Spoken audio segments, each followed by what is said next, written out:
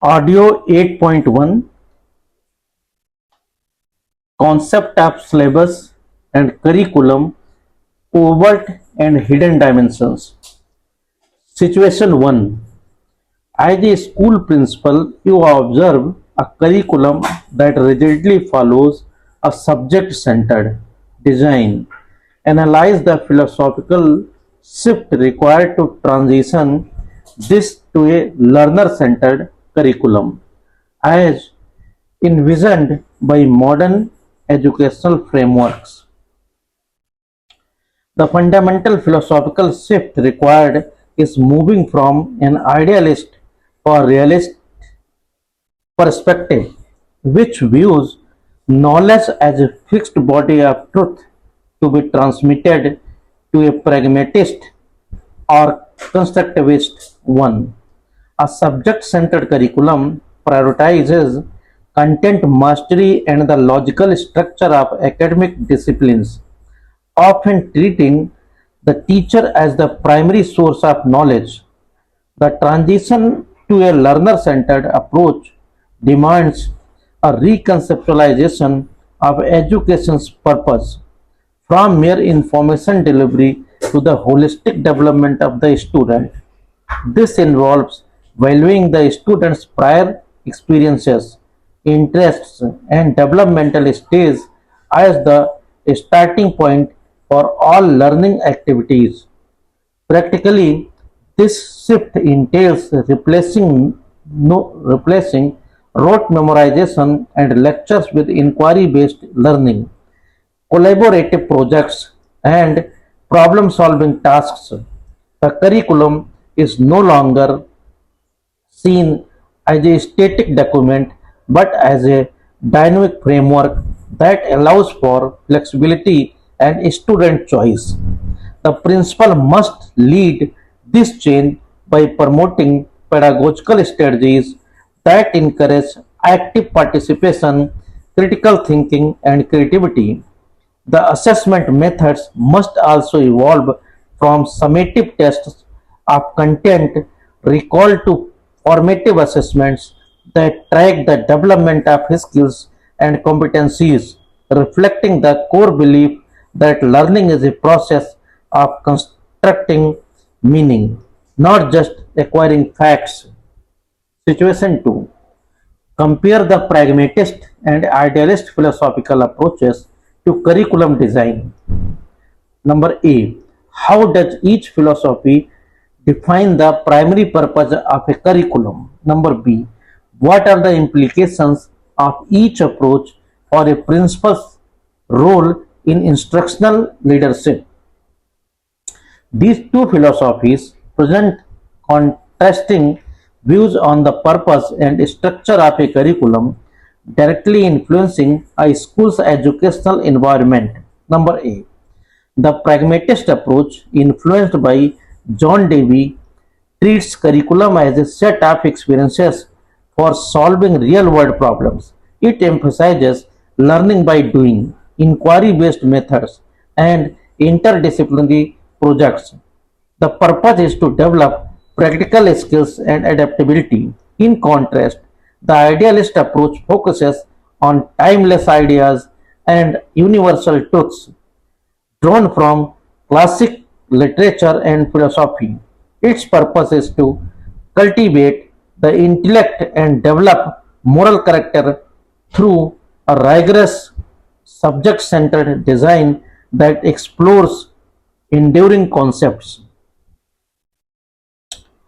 Number B. For a principal, a pragmatist approach requires fostering a culture of experimentation, project based learning, and curricular flexibility. The leader acts as a facilitator of dynamic learning experiences. Under the idealist approach, the principal's role is to ensure high academic rigor, recruit teachers with deep subject matter expertise, and maintain a disciplined environment conducive to intellectual pursuit. The leader acts as the guardian of academic standards and intellectual traditions, ensuring the faithful transmission of established knowledge. Situation 3. A curriculum conundrum. The new principal of a Kendriya Vidyalaya, upon reviewing the school's annual pedagogical plan, finds that it is an exact replica of the NCERT syllabus document. Teachers primarily focus on completing topics as listed, with a heavy reliance on the prescribed textbook.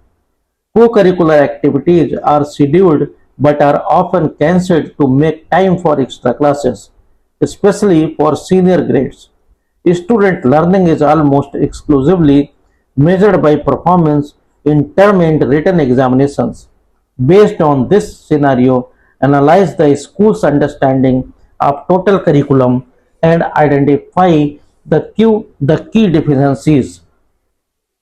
The school's approach demonstrates a critical misunderstanding of the total curriculum, conflating it entirely with the syllabus. The total curriculum encompasses all planned and unplanned learning experiences a student undergoes, including academic subjects, overt curriculum, co-curricular activities, school culture, hidden curriculum, and interpersonal interactions. This school, however, operates on a narrow definition, viewing curriculum solely as the list of topics to be covered for examinations. This perspective ignores the holistic development model central to framework like the NCF. The primary deficiency is the neglect of the enacted, hidden, and null curriculums. By cancelling co curricular activities, the school devalues essential life skills, creativity, and physical development. The exclusive focus on textbook content and summative exams stifles critical thinking and inquiry. This creates an environment where the enacted curriculum, what is actually taught and experienced, is significantly poorer than the intended curriculum envisioned by national policies, failing to provide a well rounded education. Situation 4. Distinguish between a spiral syllabus and a linear syllabus. Number A. Define both spiral syllabus and linear syllabus. Number B. Explain one significant advantage of implementing a spiral syllabus in the KVS NVS system. The structure of a syllabus dictates how students encounter and build upon knowledge throughout their academic journey, with linear and spiral models offering different pathways. Number A. A linear syllabus presents topics in a sequential chronological order, where one topic is completed before moving to the next, with minimal revisiting. It follows a logical progression like a historical timeline. In contrast, a spiral syllabus based on Jerome Bruner's concept revisits core concepts at various points in the curriculum, each time with increasing complexity and depth. Fundamental ideas are introduced at an early, intuitive level and are then built upon in successive grades, reinforcing learning. Number B. A significant advantage of the spiral syllabus in the KVS NVS system is its alignment with the 5 plus 3 plus 3 plus 4 structure of NEP 2020. It ensures seamless continuity and progression as students move from the foundational to the secondary stage. For example, the concept of democracy can be introduced through stories in primary classes, discussed in terms of local governance in middle school, and analyzed through constitutional law in senior secondary. This prevents cognitive fatigue and reinforces long-term retention of fundamental principles. Situation 5. Examine the relationship between the overt curriculum and the hidden curriculum. Provide one example of how they can send conflicting messages to students. The overt curriculum is the formal, planned set of educational goals, subjects, and experiences outlined in official documents like syllabi and textbooks. It is intentional and explicit. The hidden curriculum conversely comprises the unstated norms, values, and beliefs transmitted to students through the school's culture, social structures, and teacher behaviors. While the overt curriculum dictates what is to be learned, what is to be learned, the hidden curriculum dictates how students learn to behave, conform, and perceive their place within the institutional hierarchy. These two curriculums can send conflicting messages. For example, the overt curriculum in a civics class may teach the importance of democratic values, free speech, and questioning authority. However, the hidden curriculum enforced through school rules may demand unquestioning obedience, punish students for expressing dissent, and maintain a rigid authoritarian hierarchy between teachers and students. In this case, students receive a mixed message. Democracy is a concept to be memorized for an exam, but autocracy is the reality to be lived. Understanding, undermining the very values the overt curriculum aims to instill. Situation 6. The unspoken rules. The unspoken rules. In a Navodaya Vidyalaya, the official school policy overt curriculum promotes gender equality and encourages all students to participate in every activity. However, during the annual cultural fest preparations, a senior teacher consistently assigns boys to manage logistics and stage setup, while girls are tasked with decoration, rangoli making, and welcoming guests.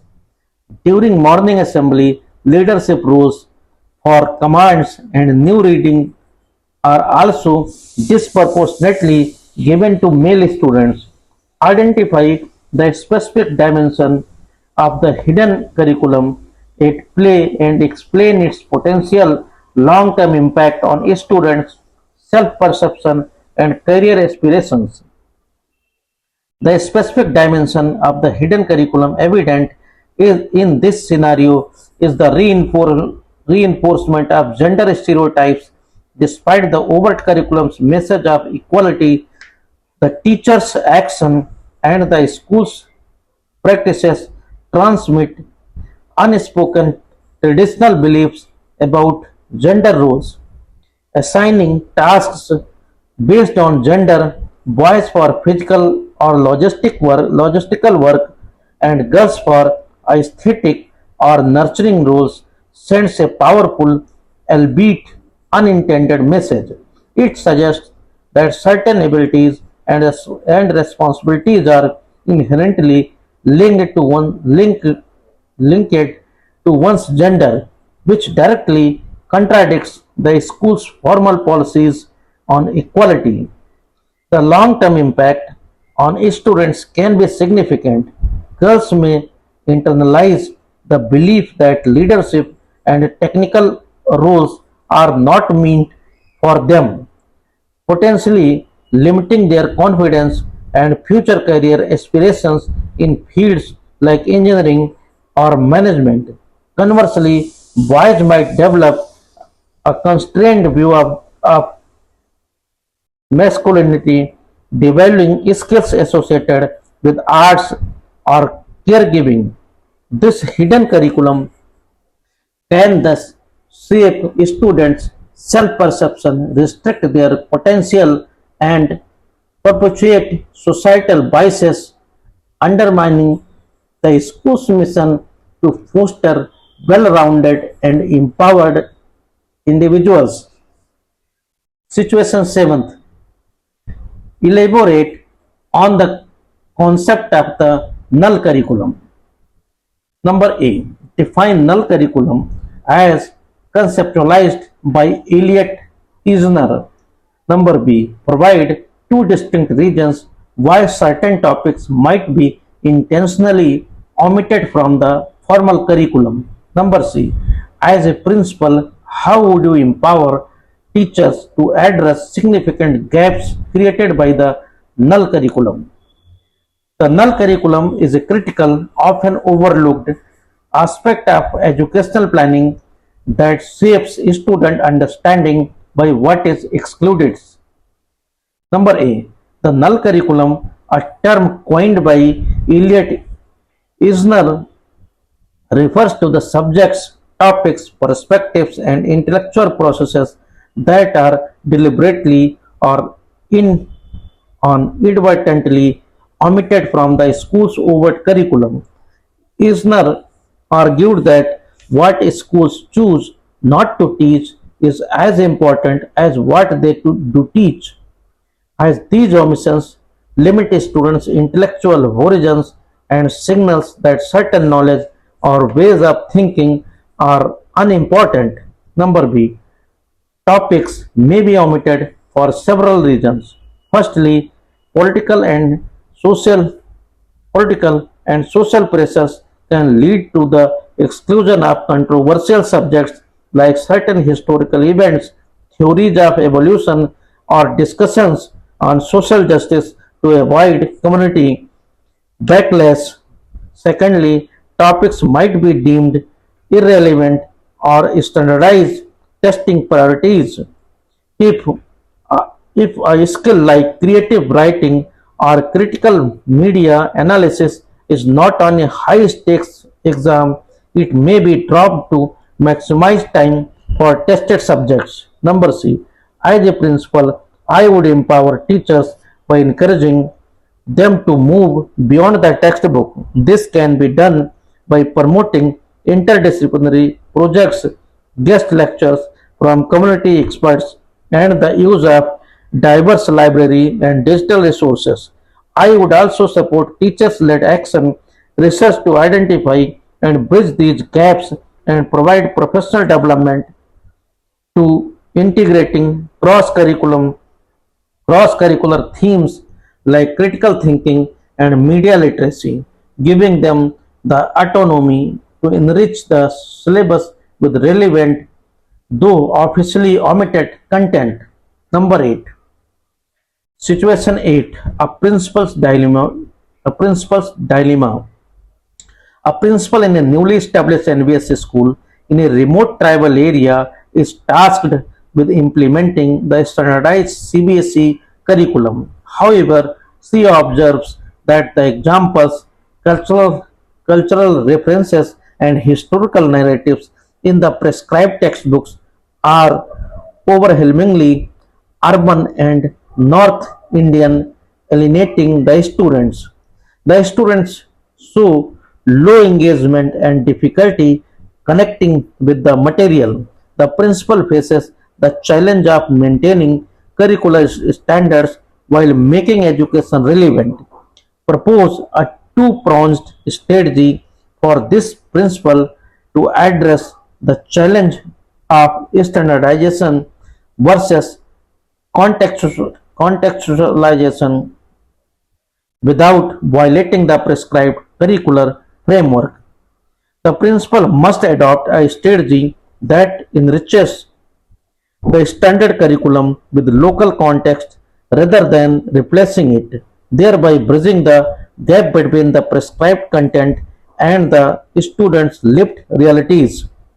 The first prong of the strategy is pedagogical con- contextualization.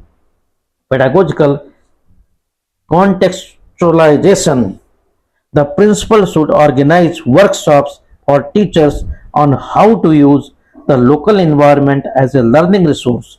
For instance, concepts in biology can be taught using local flora and fauna.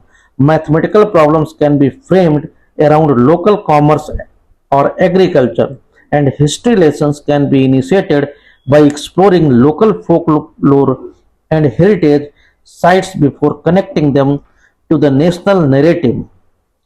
The second prong is resource augmentation. The principal should actively facilitate the creation and curation of supplementary materials that reflect the local culture.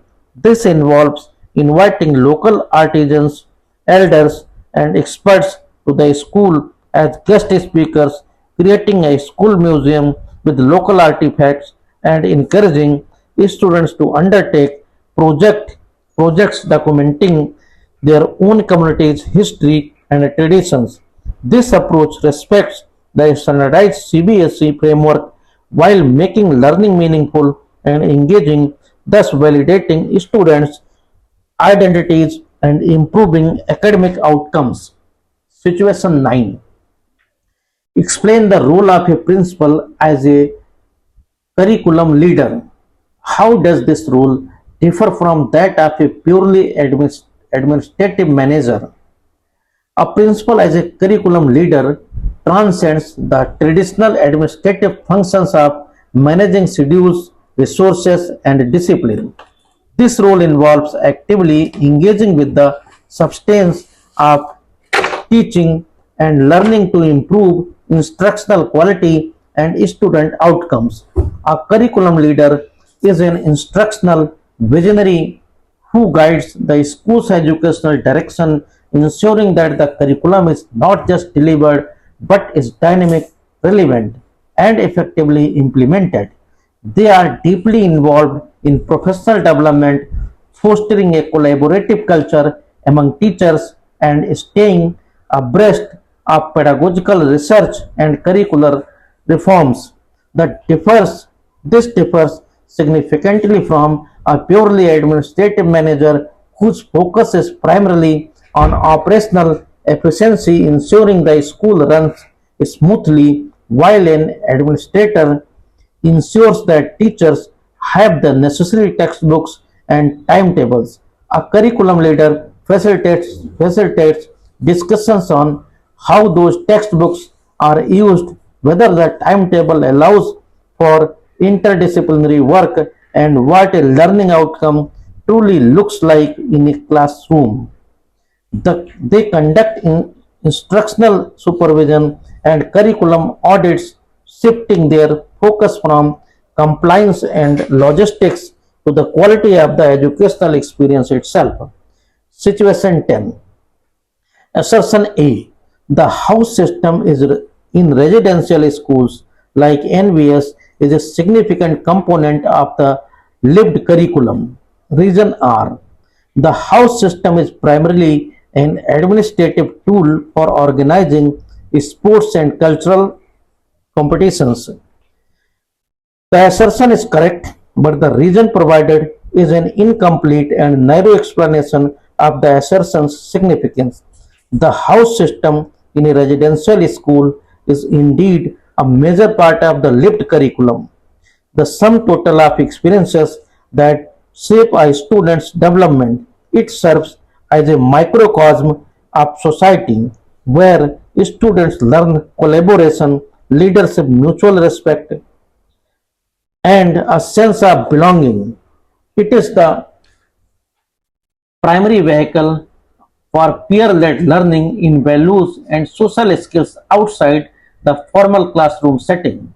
The reason is weak because it reduces the house system to a mere administrative convenience for organizing events. While it does fulfill this function, its primary curricular value lies in character development and socialization.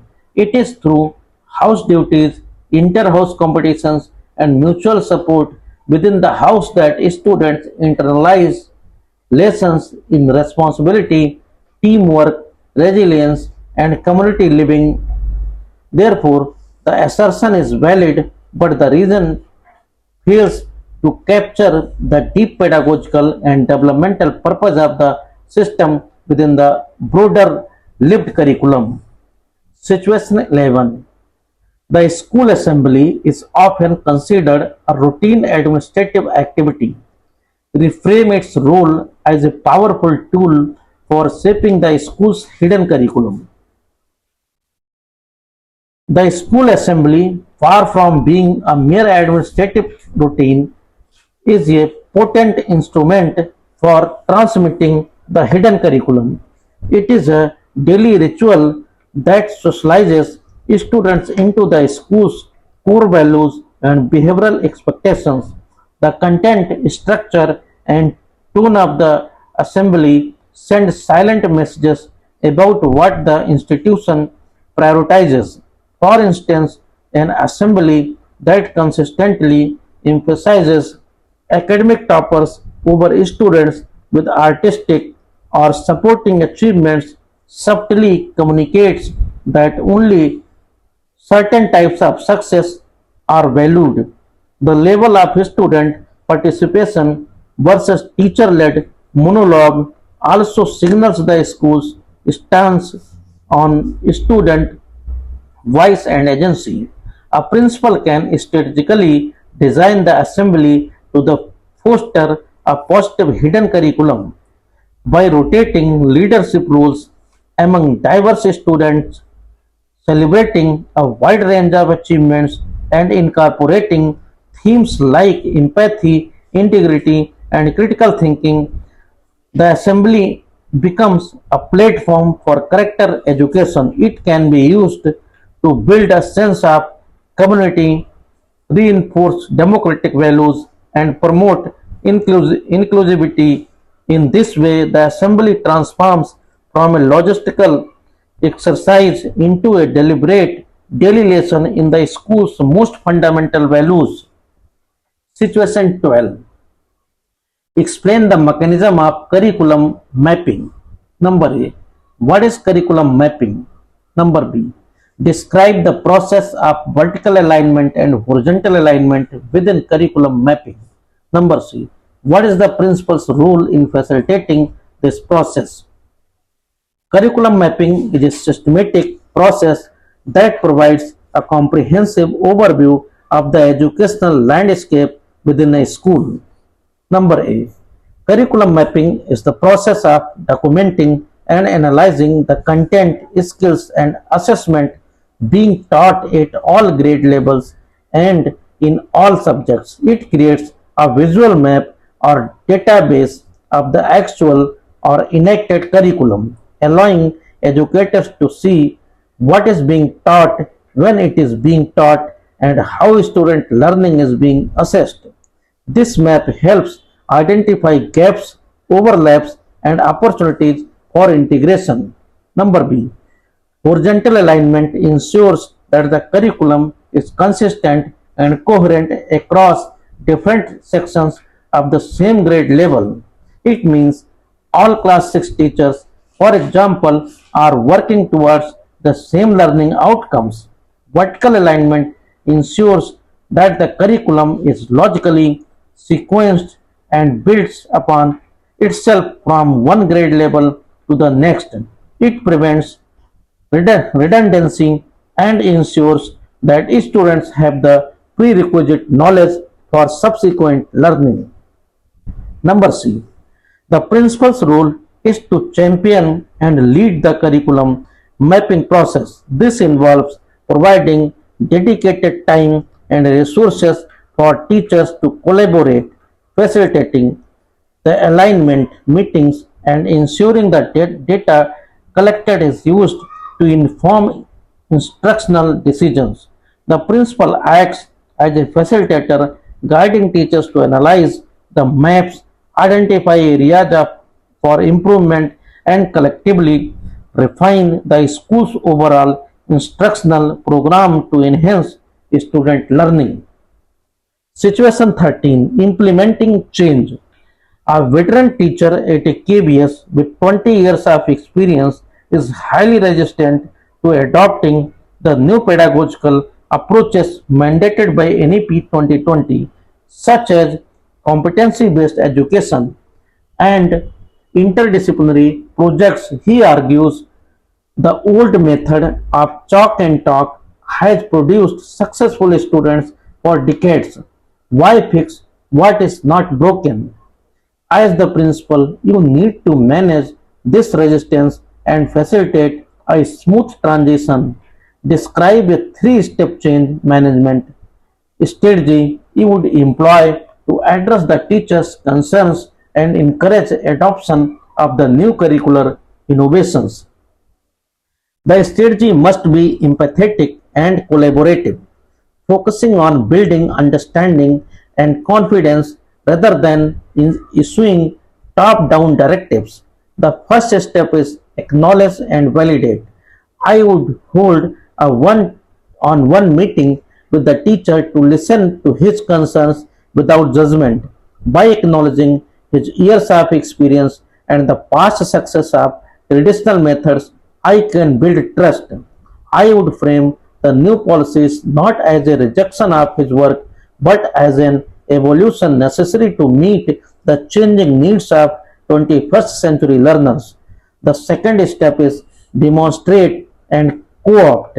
I would arrange for him to observe a class where a colleague is successfully implementing an interdisciplinary project, or I would invite an expert for a hands-on workshop. Subsequently, I would ask him to lead a small, low-risk pilot project within his own class, perhaps by converting one chapter into a competency-based module, offering my full support.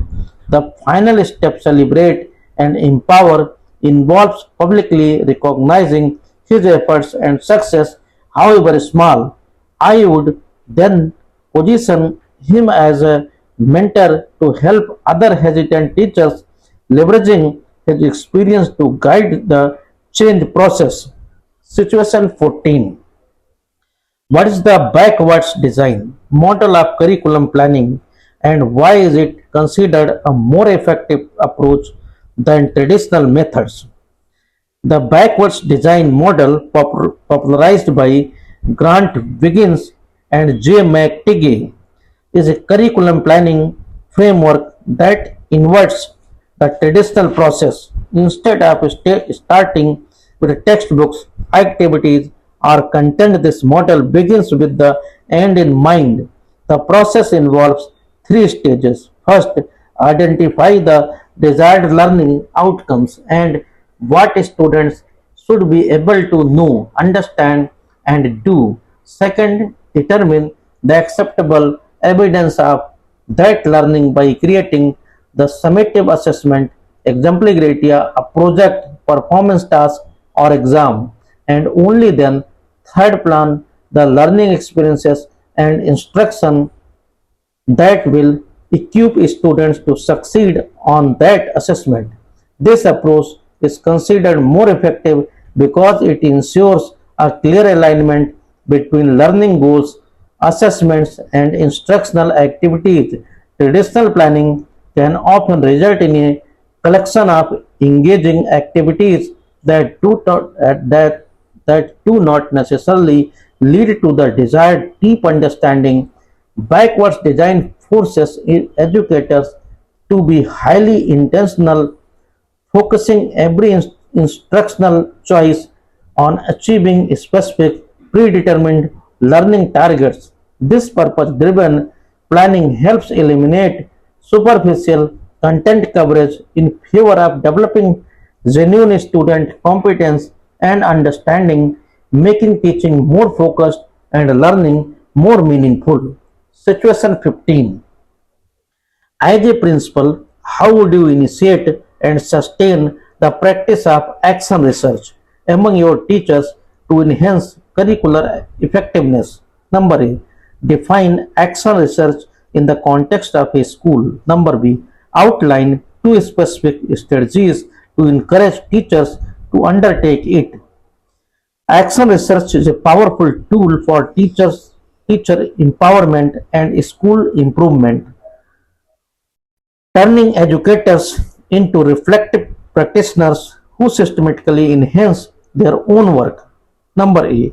In a school context, action research is a cyclical process of inquiry conducted by teachers to analyze and improve their own pedagogical practices.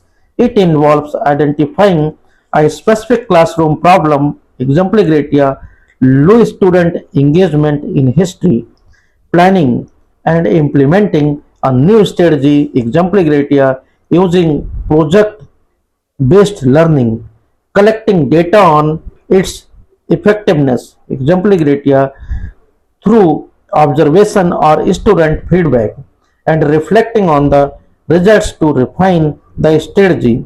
It is a practical, situational, and aimed at immediate local improvement. Number B. To encourage this, I would first create collaborative inquiry groups by forming small subject specific or interdisciplinary teams. Teachers can share challenges and support each other's research efforts, making the process less intimidating. Second, I would provide recognition and resources. This includes dedicating time during the school schedule for this work, offering small grants for materials, and creating a platform like a staff seminar or a school journal where teachers can share their findings. Celebrating these efforts validates their professionalism and fosters a culture of continuous improvement. Situation 16. The textbook debate. During a staff meeting,